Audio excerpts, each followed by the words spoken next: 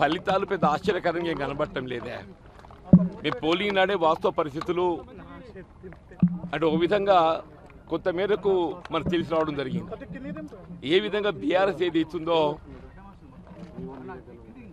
బీజేపీతో అంతర్గతంగా ఒప్పందం కుదుర్చుకొని ఇలా బీఆర్ఎస్ ఓటు మొత్తం ఇది బీజేపీ కన్వర్ట్ చేయడంతో ఏదైతున్నదో ఈ ఎన్నిక ఏదైతుందో ట్రయాంగులర్ కంటెస్ట్ కాదు.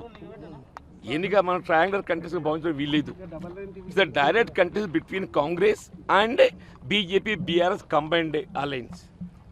ఇలా బీఆర్ఎస్ బీజేపీ కూటమి అనేది ఏదైతుందో ఇలా ప్రత్యక్షంగా బీజేపీ కానీ బీఆర్ఎస్ కానీ ఎదుర్కొనేటువంటి ఒక సత్వం లేక ఆ ఇద్దరు కూడబలుకొని కుమ్ముక్కై వీళ్ళ కాంగ్రెస్ పార్టీని అంటే ఏ విధంగా గెలుపుకు రాకుండా చూడాలనేటువంటి ఒక భావనతో వారు కలిసిపోవడం జరిగింది.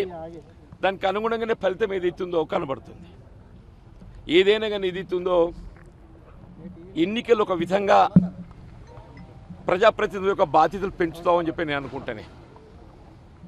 నిజామాబాద్ పార్లమెంట్ నియోజకవర్గానికి సంబంధించి సరే నేను ఇక్కడ ఆశించిన ఫలితం పొందలేకున్నప్పటికీ ఈ ప్రాంతంలో ఉన్నటువంటి సమస్యలు ఏదైతుందో పూర్తి స్థాయి లోపల ఇవాళ అవి లేవనెత్తడం కానీ వాటి పరిష్కరింపజేయాల్సినటువంటి బాధ్యత ప్రభుత్వాలపై ఏ విధంగా ఉందో కూడా మనం చర్చించడం జరిగింది. ఇవాళ ఈ ప్రాంతంలో చక్కెర కర్మాగారం పునఃప్రారంభం చేయడమే కానీ ఇవాళ ఈ ప్రాణహిత చెవెర్ల ప్యాకేజ్ 7 ఇలా నిజామాబాద్ రూరల్ ప్రాంతానికి సంబంధించి సాగునీటి సౌకర్యం కల్పింపజేసేటువంటి ఒక ప్రధానమైనటువంటి ప్రాజెక్టే కానివ్వండి. రెండు ప్రధానమైనటువంటి అంశాలు ఇవి. నేను ఆశించిన ఫలితం పొందలేకున్నప్పటికీ రాష్ట్రంలో కాంగ్రెస్ పార్టీ ప్రభుత్వం అధికారంలో ఉండడంతో ఈ బాధ్యత మాపై ఉందని చెప్పంటున్నాను. ఇలా నిజాం చక్కెర కర్మాగారం పునఃప్రారంభం చేయటం ఇటు బోధనే కానీ అక్కడ మెట్పల్లి కానీ తప్పకుండా ఇలా గౌరవ ముఖ్యమంత్రి గారు వారి ఎన్నికల పర్యటన సందర్భంగా కూడా వారు పేర్కొనడం జరిగింది. అట్లాగే ప్రాణహిత చెవెర్ల ప్యాకేజ్ 7 సంబంధించి కూడా నిజామాబాద్ గ్రామీణ నియోజకవర్గానికి సంబంధించి సాగునీటి సౌకర్యం కల్పింపజేసే ప్రాజెక్టు ఉందో సాగునీటి ప్రాజెక్టే గత దశాబ్ద కాలం బీఆర్ఎస్ ప్రభుత్వ హయాంలో నిర్లక్ష్యం చేయడం జరిగింది. దాన్ని కూడా మరి పూర్తి చేయాల్సిన బాధ్యత మరి రాష్ట్ర ప్రభుత్వంపై ఉంటుందని నేను భావిస్తున్నాను. అట్లాగే మిత్రుడు అరవింద్ గారు గెలిచిన సందర్భంగా ఆయనకు శుభాకాంక్షలు తెలియజేస్తున్నా. ఇవాళ ఒక పర్యాయం గత 5 సంవత్సరాలు ఆయన బాధ్యత నిర్వర్తించి ఇవాళ ఈ ప్రజానీకానికి ఏ విధంగా ఈ ప్రాంత సమస్యల పరిష్కారం లోపల ఆయన చొరవ చూపెట్టలేకపోయాడు. కనీసం ఈ టర్మ్లోనైనా ఇవాళ ఉదాహరణ నిజామాబాద్ ఏదైతుందో స్మార్ట్ సిటీ ఎంపిక చేయవలసినటువంటి ఒక అవకాశం ఉన్నది. నిజామాబాద్ పట్టణం స్మార్ట్ సిటీగా ఎంపిక చేయించే బాధ్యత ఇది కేంద్ర ప్రభుత్వ పరిధిలోని అంశం. రాష్ట్ర ప్రభుత్వంకి వెళ్ళి ప్రతిపాదింపు చేయడం కూడా నేను చొరవ చూపెడతా అని చెప్పంటున్నాను. ఇలా నిజామాబాద్ పట్టణం స్మార్ట్ సిటీ ఎంపికతో పాటుగా వీళ్ళ పసుపు బోర్డు ఏదైతుందో నిజామాబాద్ కేంద్రంగా మరి ఈ పార్లమెంట్ నియోజకవర్గం కేంద్రంగా ఏర్పాటు చేయడం తక్షణమే రైతాంగానికి ఏదైతుందో పసుపు నాణ్యత ప్రమాణాలు పెంపొందింపు చేయబడే విధంగా ఇలా మద్దతు ధర గుర్తింపు చేయడం కూడా ప్రధానమని చెప్పంటున్నాం.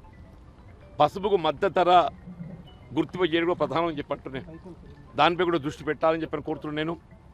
అట్లా ఈ రైల్వే ప్రాజెక్టుల నిర్మాణం ఇవాళ మనకు బోధన్ టు బీదరే కానీ ఇవాళ మనకు Delhi Armoor to Delhi north India line నిర్మాణమే కానీ ఇతరత్ర రైల్వే లైన్ల నిర్మాణానికి సంబంధించి కూడా చొరవ చూపెట్టి ఏదైనా నిజామాబాద్ పార్లమెంటు నియోజకవర్గ పరిధిలో కేంద్ర ప్రభుత్వం నుండి చేయగలిగేటువంటి ఒక అంశాలపై ఆయన దృష్టి కేంద్రీకరించాలని చెప్పని నేను కోరుతూ రాష్ట్ర ప్రభుత్వం కలిసి చేపట్టవలసినటువంటి కార్యక్రమాలకు తప్పకుండా నేను బాధ్యత తీసుకుంటా.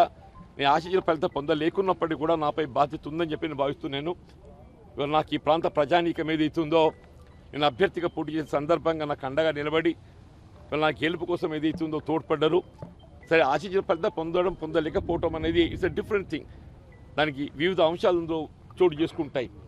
కానీ నాకు తోడుగా నిలిచినటువంటి ఒక కాంగ్రెస్ కార్యకర్తలే కానీ అభిమానులే కానీ నాయకత్వమే కానీ ముఖ్యంగా నాకు అండగలిచే ప్రజానీకానికి హృదయపూర్వకంగా ధన్యవాదాలు చెప్తున్నా. చివరి గెలవబోతున్నటువంటి ఒక ప్రకటింపబడబోతున్నటువంటి ఒక అభ్యర్థి ధర్మపురి అరవింద్ గారిని ఏదైతుందో నేను హృదయపూర్వకంగా అభినందనలు శుభాకాంక్షలు తెలియజేస్తున్నాను. అసలైన తొలి వెలుగు. ఫాలో వాట్సాప్ @తొలి వెలుగు official.